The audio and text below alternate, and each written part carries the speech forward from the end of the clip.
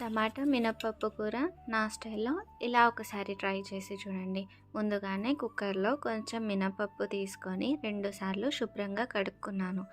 కడుక్కున్న తర్వాత దాంట్లో కొంచెం వాటర్ ఉంచుకొని పచ్చిమిర్చి, పసుపు, నూనె, ఉప్పు, తర్వాత ఉల్లిపాయ కూడా వేసుకొని మనం 3 సార్లు విజిల్స్ వచ్చే వరకు ఉడికించుకోవాలి.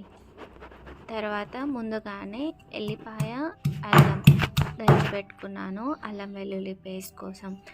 తర్వాత బౌల్లో సరిపోయేంత నూనె వేసుకొని అది వేడయ్యాక దాంట్లో జీలకర్ర, ఆవాలు వేసుకోవాలి.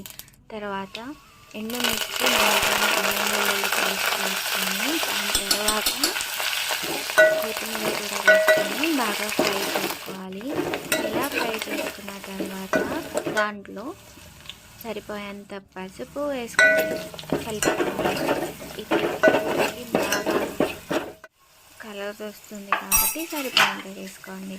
దాంట్లోనే ముందుగానే కట్ చేసి పెట్టుకున్న టమాటాలు కూడా వేసుకొని బాగా వేసుకోవాలి. ఇది ఇలా బాగా మగ్గిన తర్వాత దాంట్లోనే నేను సరిపోయేంత కారం వేసుకున్నాను. ముందుగానే పచ్చిమిర్చి వేసుకున్నాను కాబట్టి నేను దీంట్లో కొంచెం తక్కువ కారం తీసుకున్నాను. ఇలా కలుపుకున్న తర్వాత ముందుగానే ఉడకబెట్టుకున్న మినప్పప్పు కూడా వేసుకొని బాగా కలుపుకోవాలి. బాగా కలుపుకొని ఇలా మూత పెట్టుకొని కాసేపు మగ్గనిస్తే మన టేస్టీ యమ్మీ మినప్పప్పు కర్రీ రెడీ అయింది.